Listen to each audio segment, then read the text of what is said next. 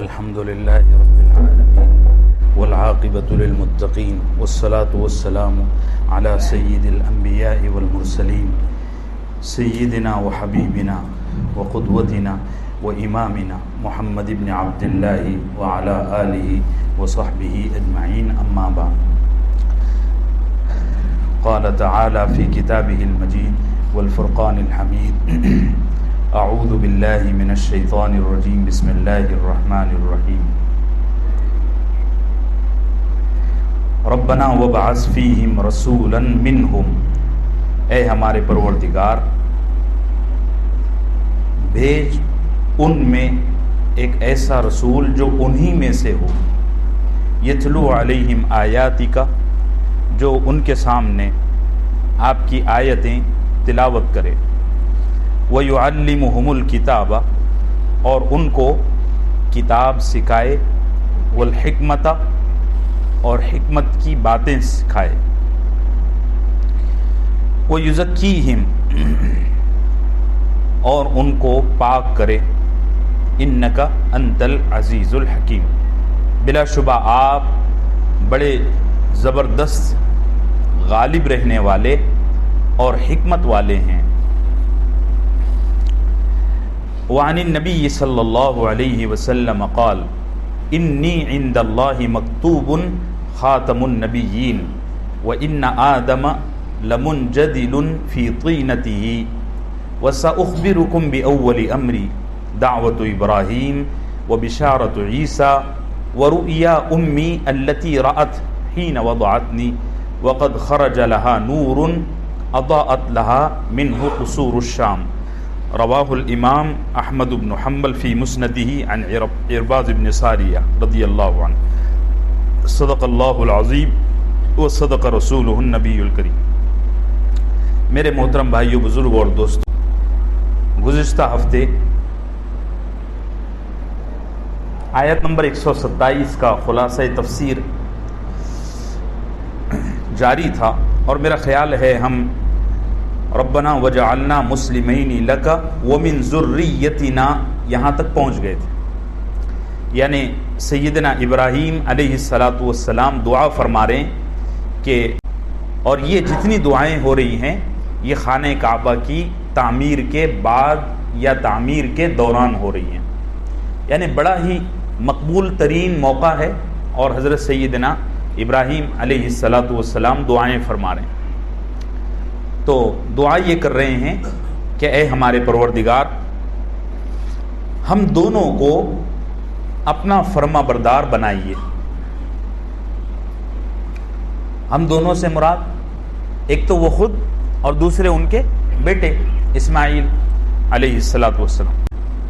اچھا، میں نے گزشتہ ہفتے اس پر عرض کر دیا تھا، یاد دہانی کے لیے تکرار کے ساتھ عرض کر رہا ہوں کہ حالانکہ حضرت سیدنا ابراہیم علیہ السلام مقرب ترین بندے ہیں، اسماعیل بھی مقرب ترین بندے ہیں، دونوں نبی ہیں، اور نبی کی کتنی بڑی شان ہوتی ہے، اس کے باوجود دعا کر رہے ہیں کہ اے اللہ ہم کو اپنا فرما بردار بنا۔ تو کیا نافرمان تھے؟ میں نے عرض کیا تھا کہ یہ ایسے ہی ہے جیسے ہم ایمان والا ہونے کے باوجود اللہ سے دعا کرتے ہیں اہدنا الصراط المستقیم۔ تو دعا کا مطلب یہ ہوتا ہے کہ اے اللہ اب تک ہم ایمان پر اور صراط مستقیم پر جمے تھے، بقیہ زندگی بھی اس پر جما کر رکھیے اور اسی راستے پر چلائیے۔ ایک مطلب تو یہ ہے۔ دوسرا مطلب یہ ہے کہ انبیاء علیہم السلام کا مشاہدہ جیسا جیسا بڑھتا جاتا ہے، اللہ کی معرفت جیسی جیسی بڑھتی جاتی ہے، ویسے ویسے درجات میں اضافے کی طلب ہوتی جاتی ہے۔ میں نے ایک مثال بھی عرض کیا تھا ایک جنتی کی کہ وہ جہنم سے نکالا جائے گا وغیرہ وغیرہ۔ تو یہ دعا کا یہی مطلب ہے۔ وَمِن ذُرِّيَّتِنَا أُمَّةً مُسْلِمَةً لَكَ، اور ہماری اولاد کو بھی آپ اپنا فرما بردار بنائیے۔ اب دیکھیے، یہاں اولاد سے مراد وہ اولاد ہے جو اسماعیل علیہ السلام کی نسل سے چلی۔ حالانکہ ابراہیم کے دو بیٹے ہیں، ایک تو اسحاق ہیں جو ابھی پیدا نہیں ہوئے، اس کے 13 سال کے بعد ان کی پیدائش ہے، ابھی وہ پیدا ہی نہیں ہوئے۔ ابھی جو دعا ہو رہی ہے وہ اسماعیل والی نسل سے ہو رہی ہے، نسل کے بارے میں ہو رہی ہے. یہ میں اس لیے عرض کر رہا ہوں کہ یہودیوں نے یہاں ذرا گڑبڑ کی ہے، اور وہ کہتے ہیں کہ ابراہیم علیہ السلام کی یہ دعا اسماعیل کے لیے نہیں تھی بلکہ اسحاق کے لیے تھی. نعوذ باللہ. ہم کہیں کہ بھئی اسحاق تو ابھی پیدا ہی نہیں ہوئے تھے. وَمِن ذُرِّيَّتِنَا، اس دعا کا اثر یہ ہوا کہ حضرت ابراہیم علیہ السلام کی اس نسل میں ہر دور میں کچھ نہ کچھ توحید کے پرستار رہے. میں نے عرض بھی کیا تھا کچھ نام، جیسے خود رسول اللہ صلی اللہ علیہ وسلم کے دادا سیدنا خواجہ عبد المطلب وہ ہیں، اور اسی طریقے سے ایک نام چلتا ہے قس ابن ساعدہ، مکے کے ایک بڑے سردار تھے.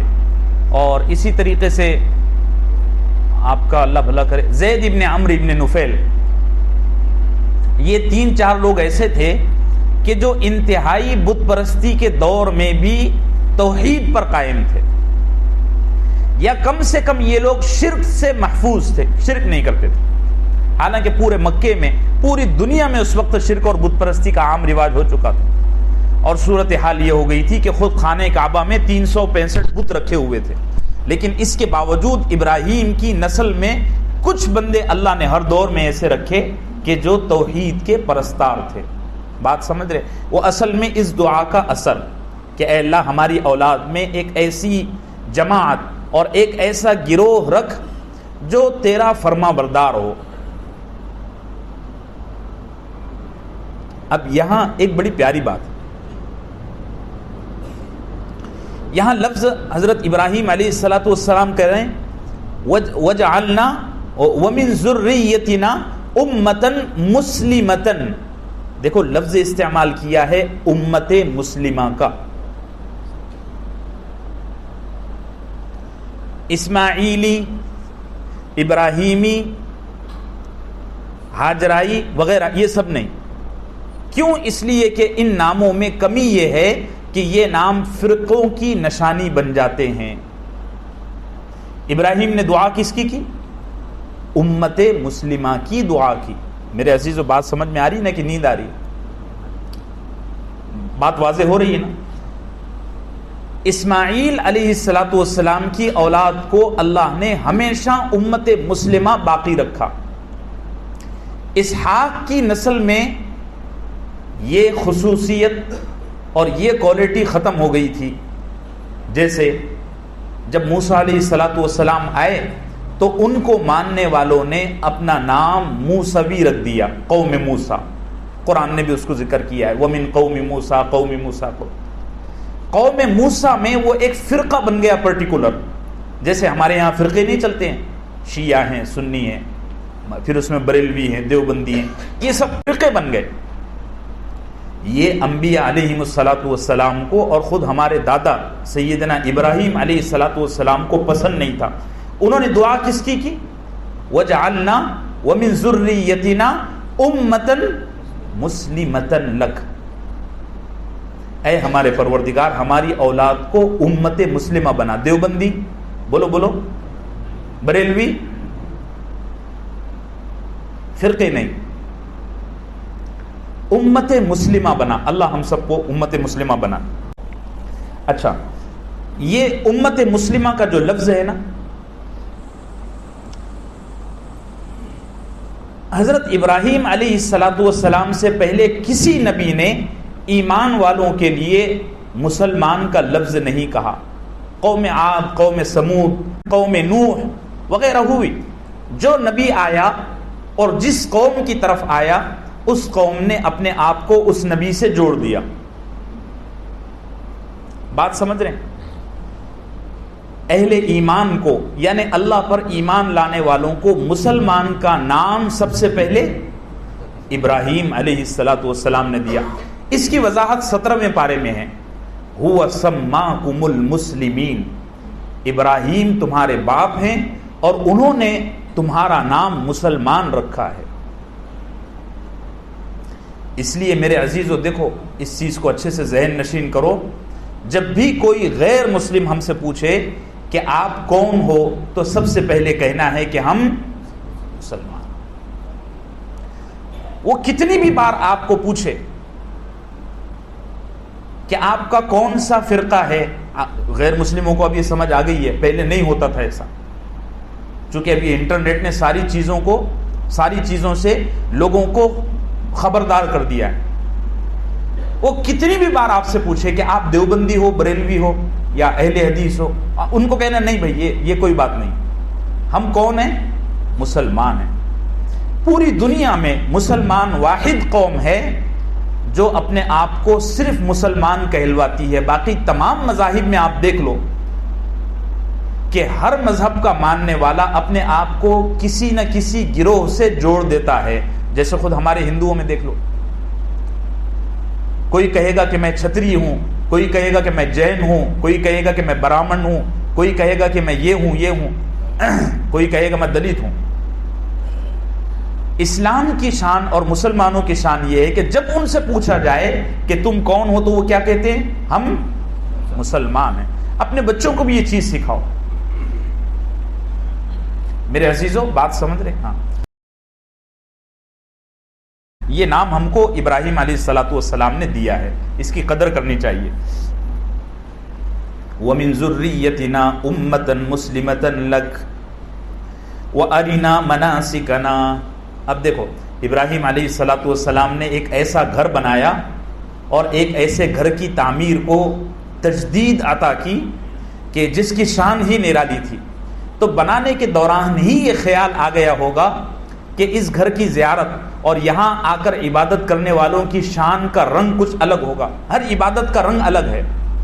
نماز کا رنگ عبدیت والا ہے، زکوٰۃ کا رنگ فدائیت والا ہے، زکوٰۃ دینے والے فدائی مزاج رکھتے ہیں، ٹھیک ہے. حج کا رنگ عاشقانہ ہے. دیکھو نا، حج اور عمرے پر جو لوگ جاتے ہیں لباس بدل جاتا ہے، بدلتا ہے کہ نہیں بدلتا ہے؟ اچھے بچھے سلے ہوئے کپڑے چھوڑ کر کیا پہنتے ہیں جی؟ 2 چادریں اوڑھ لیتے ہیں. اور اچھے بچھے بوٹ سوٹ پہن چھوڑ کر سادی سلیپر چپل آپ نے پہننی ہے. اللہ اور اس کے رسول کو خوشبو لگانا پسند ہے، لیکن حاجی کے لیے خوشبو منع ہے. بات سمجھ رہے ہیں؟ تو ابراہیم علیہ الصلوۃ والسلام نے جب بیت اللہ تعمیر کیا، اسی وقت خیال آ گیا ہوگا کہ یہاں کی جو عبادت ہوگی دنیا کی دوسری عبادتوں کے مقابلے میں اس عبادت کی شان اور اس کا رنگ کچھ الگ ہوگا. جیسے محبوبہ کو، نوجوان ذرا یہاں متوجہ ہوں، محبوبہ کو اپنے محبوب کی فدائیت بڑی پسند ہے. میرے عزیزو بات سمجھ رہے ہیں؟ وہ حضرت موسیٰ علیہ الصلوۃ والسلام کوہ طور پر گئے تو 30 دن روزے رکھے، 30 دن کے روزے رکھے گئے. اور یہ روزے اس لیے رکھے گئے تاکہ اللہ سے بات کرنا تھی. تو اللہ نے اپنے سے بات کرنے سے پہلے کہا کہ پہلے 30 دن روزے رکھو. تو 30 دن روزے رکھے. 30ویں دن جب روزہ افطار کر رہے تھے تو منہ سے تھوڑی بدبو آئی، تعفن جس کو ہم کہتے ہیں. وہ بدبو دانتوں کی گندگی کی نہیں تھی، مسلسل معدہ خالی رہنے کی وجہ سے منہ سے تھوڑا تعفن آیا. تو حضرت موسیٰ علیہ الصلوۃ والسلام نے سوچا کہ افطار کے بعد اللہ سے بات کرنی ہے، اور اللہ کو خوشبو پسند ہے، تعفن پسند نہیں ہے. تو مسواک کر لی. تو اللہ کی طرف سے وحی آئی، مسواک کیوں کی؟ کہنے لگے منہ سے بدبو آ رہی تھی. تو اللہ نے فرمایا یہ ہم کو پسند تھی، اس لیے کہ ہم کو عاشقانہ رنگ پسند ہے. میرے عزیزو بات سمجھ رہے؟ اسی لیے حاجی کے بارے میں کہا گیا ہے کہ حاجی جتنا زیادہ میلا کچیلا ہو، یہ نہیں کہ گندا ہو جائے، گندگی ناپاکی الگ چیز ہے، میلا کچیلا، تھکان چہرے سے ٹپک رہی ہو اور بدن میں ایک آدھ جگہ زخم وخم لگے ہوں رش کی وجہ سے، جان بوجھ کر زخم نہ لگائے، لیکن اگر لگ گیا تو اس کو برداشت کر. حج کے دوران ایسا ہوتا بھی ہے، بہت سارے حاجی کچلے جاتے ہیں. تو گھر تعمیر کرنے کے بعد ابراہیم علیہ الصلوۃ والسلام نے سوچا کہ یہاں جو عبادت ادا کی جائے گی اس کا رنگ ذرا الگ ہوگا. اب اس کا رنگ کیسا ہوگا اور وہ عبادت کیسی ہوگی؟ تو اللہ سے دعا کی، ارینا مناسکنا. مناسک یہ منسک کی جمع ہے، اس کے معنی آتے ہیں کسی کام کو کرنے کا طریقہ. اللہ سے دعا کی کہ اے اللہ یہاں آنے والے جو عبادت کریں گے اس عبادت کا ڈھنگ کیا ہوگا ہم کو بتا دیجئے، ہم تو نہیں جانتے۔ تو اللہ نے حضرت سیدنا جبرائیل امین کو بھیجا، اور جبرائیل امین علیہ السلام نے پورا حج کر کے بتایا کہ آپ نے پہلے خانہ کعبہ کا طواف کرنا ہے، پھر صفا مروہ کی سعی کرنا ہے، پھر مینا جانا ہے، پھر مزدلفہ، پھر عرفات، اور پھر حج کر کے واپس آ رہے تھے ابراہیم اور جبرائیل، تو واپس آتے آتے شیطان ملا، اس نے بہکانا شروع کر دیا۔ تو جبرائیل امین نے کہا خلیل اللہ چند کنکریاں اٹھائیے اور اس کو ماریے، تو کنکریاں اٹھا کر ماری۔ تو جبرائیل امین کے ذریعے ابراہیم سے کہلوایا گیا اس کو بھی حج میں شامل کر لیا جائے۔ تو پوری عبادت کا طریقہ یعنی حج کا طریقہ اللہ نے خود ابراہیم علیہ السلام کو سکھایا، اور اس لیے سکھایا کہ ابراہیم علیہ السلام نے باقاعدہ دعا کی کہ اے اللہ ہم کو یہاں کی عبادت کا طریقہ بھی سکھا دیجیے۔ وَأَرِنَا مَنَاسِكَنَا وَتُبْ عَلَيْنَا، اور ہماری توبہ قبول کر لیجئے۔ کیا ابراہیم علیہ السلام گناہ کیے تھے؟ بولو بولو۔ ہمارا تو عقیدہ ہے کہ نبی نبوت ملنے سے پہلے بھی معصوم ہوتا ہے، اور نبی کی یہ شان ہوتی ہے کہ اللہ خود پلک جھپکنے کے برابر بھی اس سے گناہ نہیں ہونے دیتا۔ جیسے سورج روزانہ وقت پر طلوع ہو جاتا ہے، وقت پر غروب ہو جاتا ہے، ہاں جی یہ قدرتی نظام ہے، ایسے نبی کے ساتھ یہ قدرتی نظام وابستہ ہے کہ اس سے گناہ ہو ہی نہیں سکتا، اللہ اس کو معصوم پیدا کرتا ہے۔ اہل سنت والجماعت کا متفقہ عقیدہ ہے کہ نبی نبوت سے پہلے بھی اور نبوت کے بعد بھی معصوم ہوتا ہے۔ بات سمجھ رہے میرے عزیزو؟ تو پھر یہ توبہ کیوں کی؟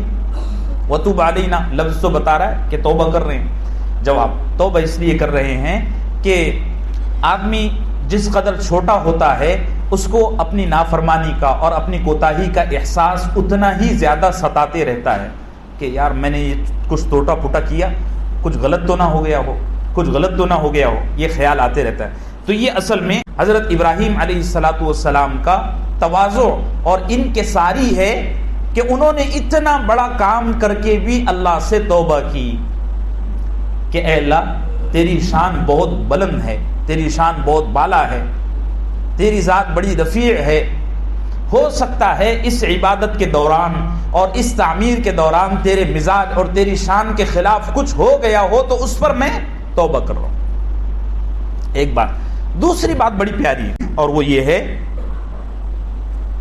کہ توبہ الگ الگ ہوتی ہے۔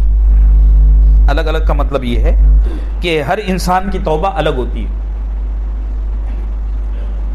عام بندے کی جو توبہ ہوتی ہے، ہمارے جیسے بندے کی، یہ گناہوں سے توبہ ہوتی ہے، کیونکہ ہم رات دن گناہوں میں لگے ہوئے ہیں، اگر نہ بھی چاہیں تو بھی گناہ ہو جاتے ہیں۔ تو ہماری جو توبہ ہوگی یہ توبہ گناہوں سے، یہ عام آدمی کی توبہ، اور ایک خواص اور اخص الخواص کی یعنی VVIP کی توبہ ہوتی ہے۔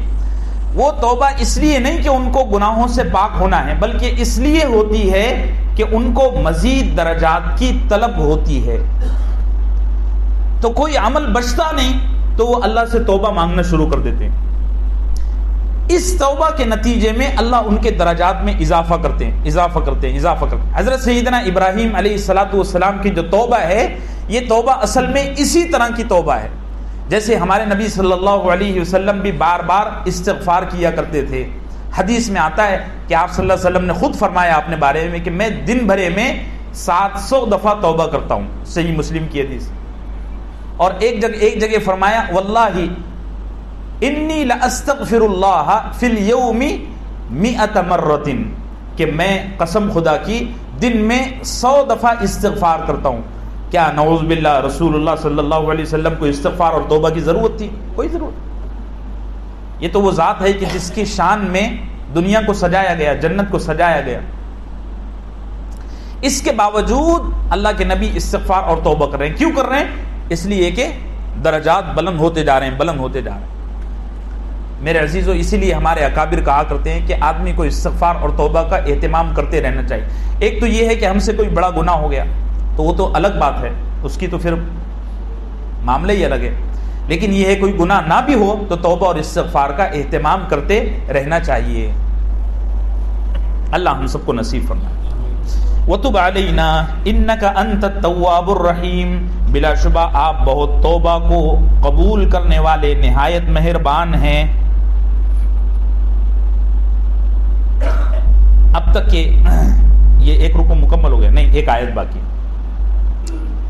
اب تک کہ تقریباً میں 16 بحثیں چھوڑ چکا ہوں۔ 16 کتنی؟ 16 بحثیں۔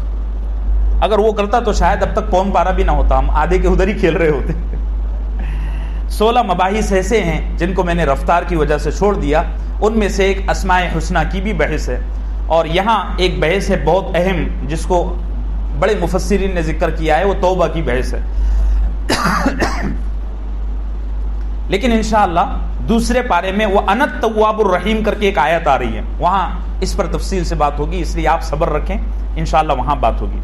ایک تو اسماء حسنہ اور دوسرے توبہ، اور توبہ کی بحث اصل میں اس لیے ابھی اسکپ کر رہا ہوں کہ دیکھیے ابھی رمضان شریف میں بھی میں نے توبہ کے سلسلے میں کچھ باتیں عرض کیا تھا، شاید آپ کے علم میں۔ اب آئیے اگلی آیت پر، ربنا وبعث فیہم رسولا، یہ یہاں سے بڑا اہم موضوع شروع ہوتا ہے۔ ابراہیم علیہ السلام فرما رہے ہیں کہ اے ہمارے پروردگار، آپ اس شہر میں رہنے والوں کے درمیان ایک ایسا رسول پیدا کیجئے جو انہی میں سے ہو۔ یہ آیت شریفہ ذرا تفصیلی ہے، اور اس آیت شریفہ میں ابراہیم علیہ السلام اللہ سے دعا کر رہے ہیں، اور یہ دعا بالکل اس ترتیب کے ساتھ ہے جیسے کوئی آدمی کوئی اسکول مدرسہ کھولتا ہے نا، تو اس مدرسے کی اس اسکول کی تعمیر کے بعد، کنسٹرکشن کے بعد وہ دعا کرتا ہے، یا اس کے دل میں خیال آتا ہے کہ میں نے اسکول تو بنا دیا، اب یہاں اچھے استاذ کی اور اچھے ٹیچرز کی ضرورت ہے۔ ہوتا ہے کہ نہیں ہوتا ہے بھائی؟ آپ میں سے کوئی مدرسہ اسکول چلاتا ہو تو اس کو معلوم ہوگا۔ ایسے ہی حضرت ابراہیم علیہ السلام نے خانہ کعبہ کی تعمیر کی، اور اس کے بعد اب اللہ سے دعا کر رہے ہیں کہ اے اللہ، اس شہر میں ایک ایسا رسول بھیجیے جو اسی شہر میں پیدا ہوا ہو یا اسی شہر کا رہائشی ہو۔ رسول بھیجیے اور اس رسول کے ذریعے 3 کام لیجیے۔ مفتی سعید صاحب پالن پوری نے 3 کے بجائے 4 شمار کیے، اور مفسرین نے بھی 4 بیان کیے ہیں، تدبر قرآن وغیرہ میں بھی 4 ہیں۔ اس آیت کو بڑا ہی تفصیلی وقت چاہیے، میں انشاءاللہ کوشش کروں گا کہ اس آیت کے کم از کم 1-2 پوائنٹ آج ہو جائیں۔ اگر بات کریں تو 6-7 مہینے آیت آرام سے لے سکتی ہے، لیکن انشاءاللہ موقع بموقع اس پر بات ہوگی۔ ذرا یہ آیت شریفہ ایک دم خشک ہے، ڈرائی ہے، آپ کو ذرا حاضر دماغی کے ساتھ بیٹھنا پڑے گا۔ اللہ ہم سب کو شرح صدر عطا فرمائے۔ اللہم صلی علی محمد کلما ذکر ہوتا ہے۔ دیکھیے رسول اللہ صلی اللہ علیہ وسلم اس دنیا میں کیوں آئے، مقصد بعثت جس کو کہا جاتا ہے، آپ کے نبی بنائے جانے کا اور آپ کے اس دنیا میں بھیجے جانے کا مقصد کیا تھا؟ مقصد کو انگلش میں کیا کہتے ہیں؟ ابراہیم علیہ السلام دعا کر رہے ہیں کہ اے اللہ، اس شہر میں ایک نبی بھیج، اور اس نبی کے آنے کا پرپس، مقصد یہ ہو کہ وہ یہاں آ کر 4 کام کرے۔ ایک کام یہ کرے کہ اس شہر میں رہنے والوں کو تیری کتاب کے الفاظ سکھائے۔ دوسرا کام یہ کرے کہ جو الفاظ تیری کتاب کے ہوں ان الفاظ کے معانی بتائے۔ دیکھو میں کار نبوت پر بات کر رہا ہوں، بہت علمی بات ہے، ذرا بھی ادھر ادھر متوجہ مت ہونا۔ ایک کتاب کے جو الفاظ ہیں، ورڈ ہیں، ان کا صحیح تلفظ سکھائے۔ دوسرا اس کے معنی بتائے، اور تیسرا مقصد ہے کہ ان کو زندگی گزارنے کا صحیح طریقہ بتائے۔ چوتھا مقصد ہے اس شہر میں رہنے والوں کی اخلاقی تربیت کرے۔ کتنے مقصد ہوئے؟ 4۔ رسول اللہ صلی اللہ علیہ وسلم اس دنیا میں کیوں تشریف لائے؟ پہلا مقصد ہے کہ وہ ہم کو قرآن کے الفاظ سکھاتے تھے، دوسرا مقصد ہے کہ قرآن کے الفاظ کا معنی بتاتے تھے، تیسرا مقصد ہے کہ وہ ہم کو زندگی کی صحیح تربیت بتاتے تھے کہ کس موقع پر کیا کرنا ہے، اور چوتھا مقصد ہے کہ وہ ہماری اخلاقی تربیت فرماتے تھے کہ ایک ایمان والے کے اخلاق کیسے ہونا چاہیے، جھوٹ نہ بولتا ہو، دھوکہ نہ دیتا ہو، مکاری نہ کرتا ہو، وغیرہ وغیرہ. اس پر آگے بات ہوگی. ابھی ہمارے سامنے 4 بڑے بڑے موضوع کھلے ہوئے ہیں، ایک ایک موضوع 6 مہینے کا ٹائم لے گا، اتنا نہیں لے گا، میں دوڑا دوں گا گاڑی، بنیادی چیزیں بتاؤں گا. کہتے ہیں دعا کے دوران کہہ رہے ہیں ربنا وابعث فیہم رسولا منہم یتلو علیہم آیاتک، اے میرے پروردگار اس شہر میں ایک ایسا نبی بھیج جو اس شہر میں رہنے والوں کو تیری کتاب کے الفاظ سکھائے. یتلو علیہم آیاتک. دوسرا جو الفاظ سکھائے صرف طوطے کی طرح رٹا نہ دے بلکہ ان الفاظ کا مطلب بھی بتائے. تیسرا ان کی تربیت کرے. اور چوتھا مقصد کیا ہے کہ ان کو اچھے اخلاق اور نفیس اخلاق بتائے، ایمانی اخلاق سے ان کو سنوارے. یہ کل کتنے ہوئے؟ 4 مقصد ہوئے. ترتیب کے ساتھ ہم چاروں مقاصد پر بات کریں گے کہ رسول اللہ صلی اللہ علیہ وسلم اس عالم میں کیوں تشریف لائے. پہلا مقصد کیا ہے؟ قرآن کریم کے الفاظ کو سکھانا. دیکھیے قرآن لفظ استعمال کر رہا ہے یتلو علیہم آیاتک. یتلو تلاوت ہم کہتے ہیں نا، قرآن کی تلاوت کرو نماز میں، یہ تلاوت کہتے ہیں کسی چیز کو ایسا پڑھنا کہ پڑھ کر اس کی اتباع بھی کرنا مقصد ہو. دنیا میں ہم کتنی کتابیں پڑھتے ہیں لیکن پڑھ کر ان کتابوں کو چھوڑ دیتے ہیں. ٹھیک ہے جی، اچھی کہانی تھی، اچھا قصہ تھا، ختم ہو گئی بات. قرآن کا مقصد اور قرآن کی شان الگ ہے. اس کی تلاوت کا بڑا مقصد یہ ہے، بلکہ اصل مقصد یہ ہے کہ قرآن میں جو پڑھا گیا، جو پڑھایا گیا، اس کی اتباع بھی کی جائے. سمجھ میں آ رہی بات کی؟ مشکل ہے، تھوڑا ڈرائی ہے، تکلیف جائے گی. قرآن کے جو الفاظ سیکھے جائیں اور جو الفاظ سکھائے جائیں، اس کا مقصد یہ ہے کہ وہ ہماری زندگی میں عملی طور پر بھی اتر جائیں. یتلو علیہم آیاتک. یہاں اللہ نے لفظ استعمال کیا ہے تلاوت کا. تلاوت کا لفظ شریعت کی ایک خاص ٹرم ہے، اصطلاح ہے. دیکھیے کوئی آدمی اگر یہ کہے کہ میں نے فلاں بک کی تلاوت کی تو یہ لفظ صحیح نہیں ہوگا، اس لیے کہ تلاوت کا لفظ اب کس کے ساتھ اسپیشل ہو گیا؟ قرآن کے ساتھ. کوئی ایک آدھ بک کا نام لو، بولو، ارے بولو نا یار. جیسے کوئی آدمی کہے میں نے فضائل اعمال کی تلاوت کی، ایسا آپ نہیں کہہ سکتے. کیوں؟ اس لیے کہ تلاوت کا لفظ اسپیشل ہو گیا قرآن کے ساتھ. کوئی آدمی کہے 12ویں کا اسٹوڈنٹ ہے، کہتا ہے میں نے اپنے سلیبس کی بک کی تلاوت کر لی، یہ لفظ صحیح نہیں ہوگا، جملہ صحیح نہیں ہوگا، کیونکہ تلاوت کا لفظ خاص ہے قرآن کے ساتھ. اسی طرح تلاوت کے لفظ میں یہ چیز بھی شامل ہے کہ جو لفظ جس طرح اللہ کی طرف سے اتارا گیا ہے اسی طرح اس کو پڑھا جائے. بات سمجھ میں آ رہی ہے نا کہ بہت زیادہ تنگ ہو رہا ہے. مثال کے طور پر ایک ہی معنی کو ادا کرنے کے لیے الگ الگ استعمال الفاظ ہو سکتے ہیں. 1 روپیہ کو 100 پیسہ بھی کہہ سکتے ہیں، اور 1 روپیہ کو 1 روپیہ بھی کہہ سکتے ہیں. اور ایک آدھ لفظ اور کوئی بولو، 1 روپیے کو 1000 آنے بھی کہہ سکتے ہیں. ماشاءاللہ 1000 آنے، 100 پیسے اور 1 روپیہ، ایک ہی چیز کے الگ الگ نام ہیں. بھارت بھی وہی ہے، انڈیا بھی وہی ہے، ہندوستان بھی وہی ہے. ایسا ہی اگر کوئی آدمی یہ کہے کہ الحمدللہ کی جگہ میں ان الحمدللہ کل سے نماز میں پڑھوں گا، یہ کیا ہوگا؟ غلط ہو جائے گا.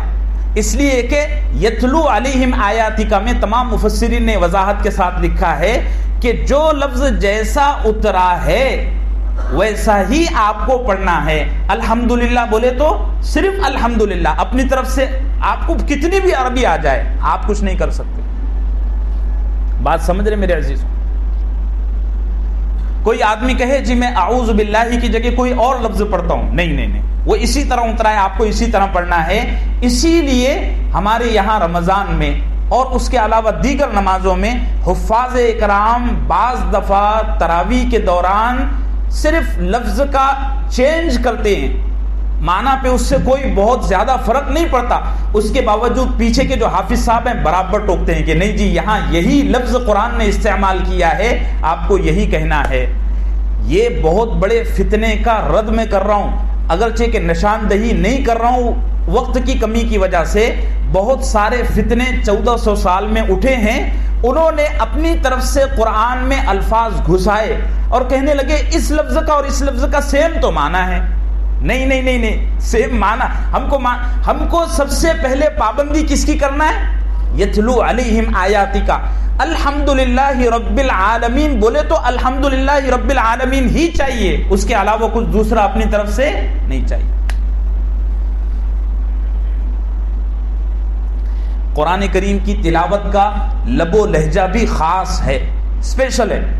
مثال کے طور پر کوئی آدمی نماز میں تلاوت اس طرح کرے الحمدللہ رب العالمین، یعنی وہ ایسا تلاوت کرے جیسا عربی میں بات ہوتی ہے، تو یہ تلاوت صحیح نہیں ہوگی. خطابت میں خطبے میں اگر کوئی آدمی اس طرح پڑھتا ہے تو ٹھیک ہے، لیکن جب نماز میں اسی طرح تلاوت کے دوران جب وہ پڑھے گا تو اس کو ٹیون کے ساتھ یعنی لہجے کے ساتھ پڑھنا ضروری ہے. اسی لیے صحیح بخاری کی حدیث ہے، جناب رسول اللہ صلی اللہ علیہ وسلم نے فرمایا من لم یتغن بالقرآن فلیس منا. جو آدمی قرآن کو تغنی کے ساتھ، تغنی کہتے ہیں لہجے کے ساتھ، میوزک کے ساتھ نہیں، وہ دھوکہ نہ جائے آپ کو. تغنی کے ساتھ یعنی گنگنا کر، ہمارے یہاں کہتے ہیں ترس بنا کر. جیسے ایک تو ہے کہ میں اس طرح پڑھوں الحمدللہ رب العالمین، یہ قرآن کا استحباب کے خلاف ہونا ہے، یعنی مستحب تلاوت اور مسنون تلاوت یہ نہیں ہے. اللہ کے نبی صلی اللہ علیہ وسلم نے ہم کو قرآن کریم کی تلاوت اس طرح سکھائی ہے کہ قرآن کو لہجے کے ساتھ اور طرز کے ساتھ پڑھنا ہے. الحمدللہ رب العالمین الرحمن الرحیم مالک یوم الدین، اس طرح پڑھنا ہے. بات واضح ہو گئی میرے عزیز؟ سمجھ میں آ گئی ساری چیزیں کہ کچھ کشادگی کچھ خشکی باقی ہے. تو قرآن کریم کو عربی لہجے میں پڑھنا ہے. ایک اور بڑی اہم بات حضرت اقدس مفتی محمد شفیع صاحب رحمہ اللہ نے بڑی اچھی بحث کی ہے. کہتے ہیں کہ قرآن کریم کے الفاظ کو بھی معانی کی طرح فضیلت حاصل ہے. یہ اصول میں اس لیے عرض کر رہا ہوں کہ بعض لوگوں کو اس زمانے میں ایک طبقہ اٹھا ہے منکرین حدیث کا، یعنی وہ حدیث کا انکار کرتے ہیں، کہتے ہیں حدیث دین میں پروف اور دین کا سورس نہیں ہے. اللہ ان فتنوں سے ہم کو محفوظ رکھے.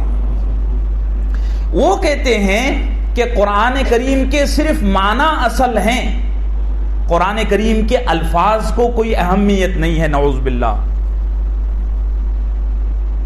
اور وہ کہتے ہیں کہ قرآن کریم کے الفاظ کو بغیر سمجھ کر پڑھنے پر کوئی اجر اور کوئی ثواب نہیں ہے.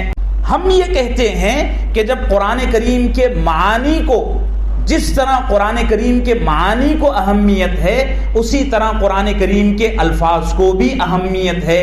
اسی لیے رسول اللہ صلی اللہ علیہ وسلم نے فرمایا جو شخص قرآن کریم کی تلاوت کرے، صرف زبان سے پڑھے، ہر حرف پر اس کو 10 نیکی. کسی آدمی نے الحمدللہ رب العالمین کہا، آپ نماز کے بعد گن لینا اس ایک آیت میں کتنے حرف ہیں، جتنے حرف وہ پڑھ رہا ہے ہر حرف پر اس کو 10 نیکی. بڑے فتنے اس دور میں اٹھے ہیں، ان میں ایک بڑا فتنہ یہ بھی ہے کہ وہ یہ کہتے ہیں کہ قرآن کریم کو بغیر سمجھ کر پڑھنے پر کوئی ثواب نہیں ہے. ہم نے بولا بھائی یہ تو بالکل فضول بات ہے. اگر یہی بات ہوتی تو قرآن کریم تلاوت کی کوئی اہمیت بیان ہی نہ کرتا.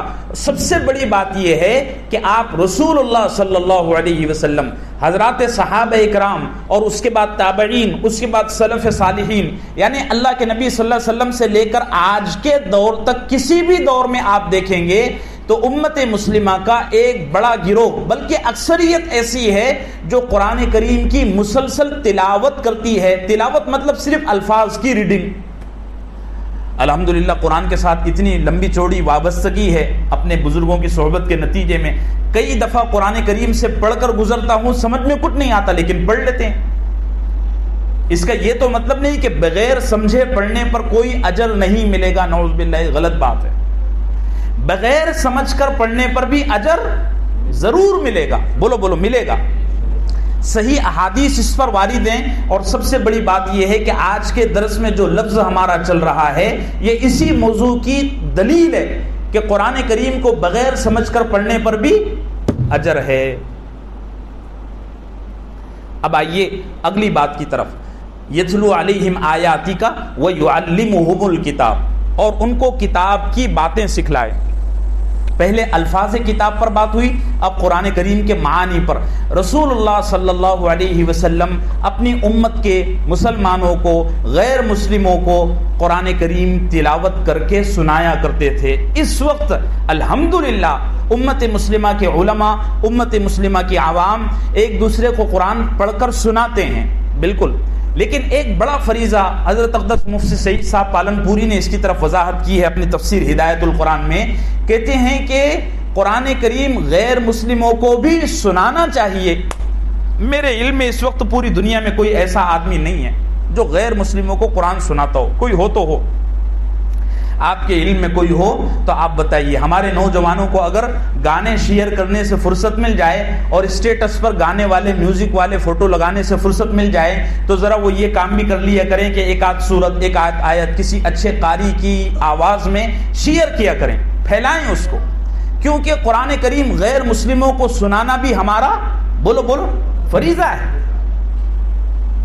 مسلمانوں کو تو اللہ کے نبی صلی اللہ علیہ وسلم قرآن اس طرح سنایا کرتے تھے کہ کبھی نماز میں سنا دیا، کبھی وحی اتری تو فوراً صحابہ کو جمع کیا اور فرمایا مجھ پر ابھی یہ وحی اتری ہے، تم لوگ اس کو سن لو. نمازوں میں مسلسل سناتے تھے، سفر کے دوران مسلسل سناتے تھے. تو تلاوت کو سنانا بھی ایک بڑا کام ہے. اب آئیے کہیں یہ غلط فہمی نہ لگ جائے کہ قرآن کریم کے صرف الفاظ ہی سب کچھ ہیں، جیسے کہ امت کی اکثریت کا یہ حال ہے.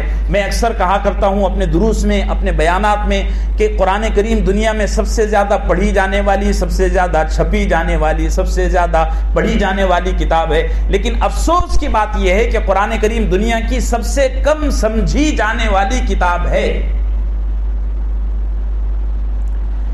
پوری امت میں اگر 1.5 ارب کی آبادی ہے تو اس وقت زیادہ سے زیادہ 1 یا 2 کروڑ یا 5 کروڑ علماء ہوں گے. 5 کروڑ علماء پوری دنیا میں اس وقت پکڑ کر چلتے ہیں، ٹھیک ہے. ان علماء کے سوا اور کون سا طبقہ ہے جو قرآن کریم کو سمجھتا ہو؟ آپ میں سے بتائیے کتنے لوگ ہیں جو قرآن کریم کو سمجھتے ہیں؟ اقبال مرحوم نے بڑا زبردست شکوہ کیا ہے کہ اب معاشرے کی یہ صورتحال ہو گئی ہے کہ سورہ یاسین صرف اس لیے پڑھی جاتی ہے کہ مرنے والے کی جان آسانی سے نکل جائے. ہے کہ نہیں ہے؟ ایسا میں اس کا انکار نہیں ہے. اللہ کے نبی صلی اللہ علیہ وسلم نے فرمایا یہ فضیلت ہے سورہ یاسین کی کہ مرنے والے کے سامنے پڑھو، اگر اللہ نے اس کے نصیب میں شفا لکھی ہوگی تو وہ شفا یاب ہو جائے گا، موت لکھی ہوگی تو آسانی کے ساتھ اس کی روح نکل جائے گی. فضیلت کا انکار نہیں ہے، کوئی یہ نہ کہے. لیکن اس کا یہ مطلب بھی نہیں ہے کہ صرف پڑھنے پر اور الفاظ کے رٹے پر ہی دھیان دیا جائے، قرآن کریم کو سمجھنے کی کوئی کوشش ہی نہ کی جائے، جیسا کہ گزشتہ 200-250 سال سے ہو رہا ہے. بلکہ شاہ ولی اللہ محدث دہلوی رحمۃ اللہ علیہ کے بعد مسلسل امت اس دلدل میں پھنسی ہوئی ہے کہ قرآن کریم کو سمجھنا ہمارے لیے کوئی چیز رہ ہی نہیں گیا. ہماری کسی مجلس میں قرآن کریم کو سمجھنے پر کوئی زور نہیں دیا جاتا جیسا دیا جانا چاہیے. سرسری باتیں ہوتی ہیں، بہت افسوس کے ساتھ اور بہت دکھ کے ساتھ. بلکہ اس مشن کو شروع کرنے والے علماء کو باقاعدہ ٹارگٹ کیا جاتا ہے کہ جی یہ تو فلاں مکتب کا ہے، فلاں مسلک کا ہے، فلاں گروہ کا ہے، فلاں جماعت کا آدمی ہے. ارے بھائی قرآن کو سمجھنا، قرآن کو سمجھانا، قرآن کے معانی کی اور قرآن کے احکامات کی تفصیلات جاننا، یہ تو قرآن سے ثابت ہو رہا ہے۔ اللہ ہم سب کو صحیح سمجھ عطا فرمائے۔ ذرا ایک اور موضوع یہاں ٹچ کر رہا ہے، اس کو میں اسکپ نہیں کر سکتا، حالانکہ وقت بہت کم ہے، 2-3 چیزیں میں عرض کر دیتا ہوں۔ دیکھیے یہاں تعلیم کی یعنی سیکھنے سکھانے کی بات کہی جا رہی ہے۔ ایک ہے علم کی فضیلت، ایک ہے علماء کی فضیلت، ایک ہے علم اور علماء کے درمیان جو سورس ہے وہ ہے سیکھنا۔ انگلش میں آپ شاید اس کو لرننگ کہتے ہیں، ہے نا، سیکھنے سکھانے کو یا ٹیچنگ کہتے ہیں، سکھانے کو ٹیچنگ اور سیکھنے کو لرننگ کہتے ہیں۔ تو سیکھنے سکھانے کی، تعلیم اور تعلم کی بڑی فضیلت ہے، بڑی فضیلت ہے، لیکن افسوس کی بات یہ ہے کہ امت جہاں دوسرے خیر سے محروم ہے، اسی طریقے سے تعلیم اور تعلم بھی ہمارے درمیان ختم ہو گیا ہے۔ کورس اور سرٹیفکیٹ رہ گئے، سیکھنا سکھانا ہماری زندگی سے ختم ہو گیا۔ سیکھنے سکھانے کا مطلب یہ ہے کہ آدمی پیدائش سے لے کر یا ہوش سنبھالنے سے لے کر قبر میں جانے تک سیکھنے سکھانے کا عمل رکھے۔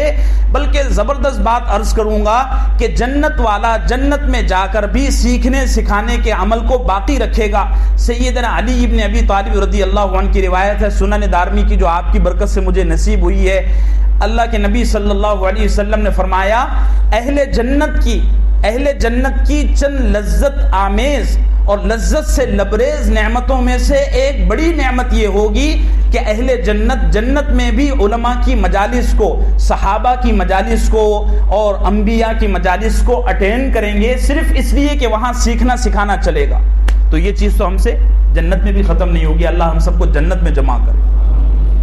اور آج جمعے کا دن ہے، بڑا مبارک دن ہے۔ اللہ کے نبی صلی اللہ علیہ وسلم نے فرمایا کہ اہل جنت کو جمعے کے دن اللہ 2 نعمتیں نصیب کریں گے، ایک خود اپنی زیارت کروائیں گے، اللہ نصیب کرے میرے عزیز، ایک خود اپنی زیارت کروائیں گے، دوسرے انبیاء سے علم حاصل کرنے کا موقع دیں گے۔ کیا مجلس رہے گی، اللہ ہم سب کو نصیب فرمائے۔ ذرا زور سے آمین کہیں، پیچھے والے نہیں کہتے یار، زور سے آمین کہیں، اللہ ہم سب کو نصیب فرمائے۔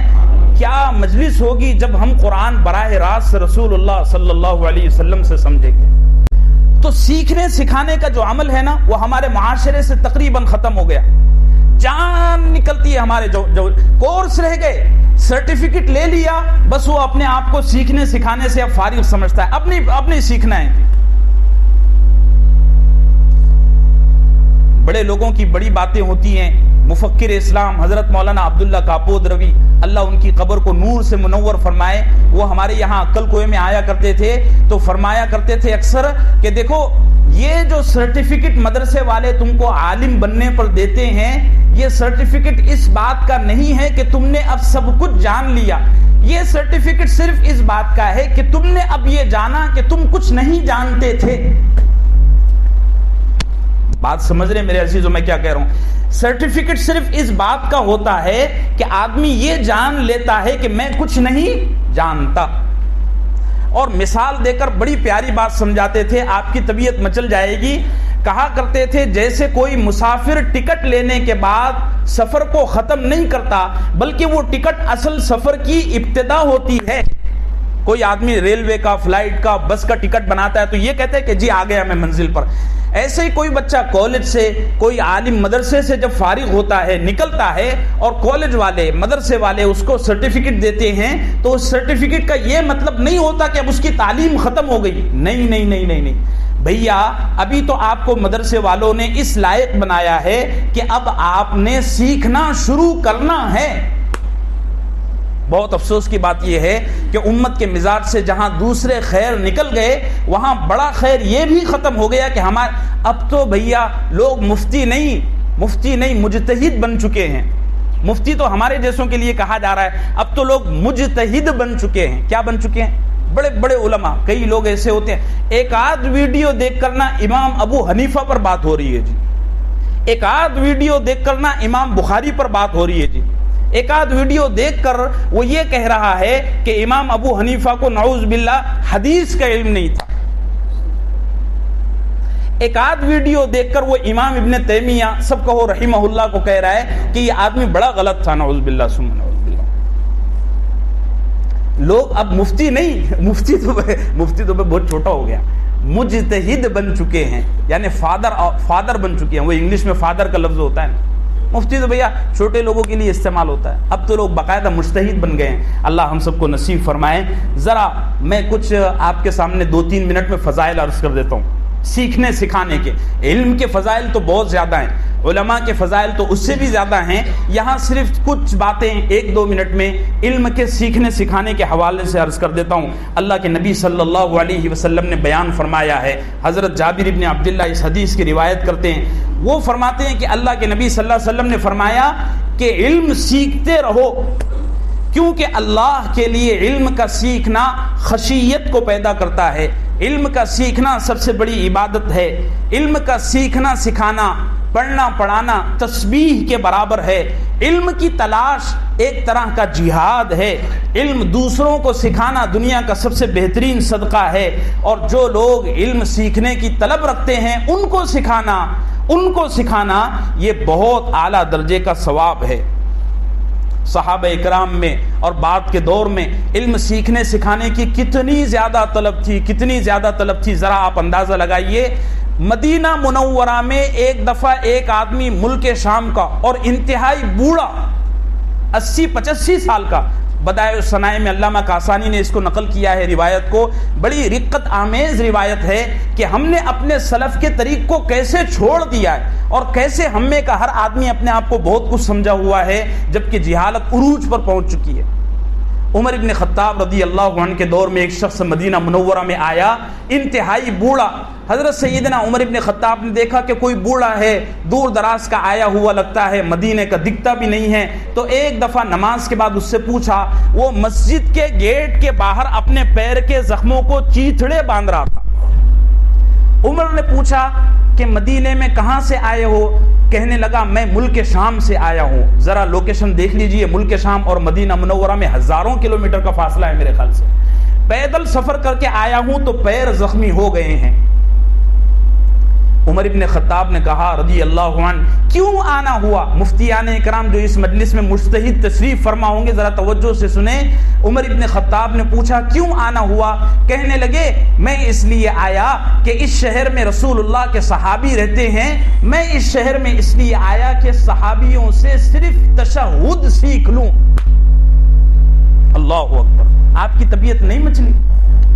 صرف تشہد، نماز نہیں، قرآن نہیں، صرف تشہد تو جان رہے ہیں نا نوجوان، وہ قائد اولا اور قائد اخیرہ جو تشہد بیٹھتے ہیں. ملک شام سے سفر کر کے ایک بندہ مدینہ منورہ صرف تشہد سیکھنے کے لیے آیا. ہمارے یہاں صورتحال یہ ہے کہ مسجد کے ذمہ داروں کو، مدرسین کو ہر طرح کی فکر ہے، لیکن ہمارے کان پر جوں نہیں رینگتی کسی کو، اور سیکھنا کسی کو کچھ نہیں ہے. کہو انشاءاللہ اپنے علماء سے وابستگی پیدا کریں گے، انشاءاللہ سیکھتے سکھاتے رہیں گے. اللہ کے نبی صلی اللہ علیہ وسلم کی کئی احادیث ہیں، 500 آیات ایسی ہیں جو سیکھنے سکھانے کی فضیلت کو بیان کرتی ہے صلی اللہ علیہ وسلم.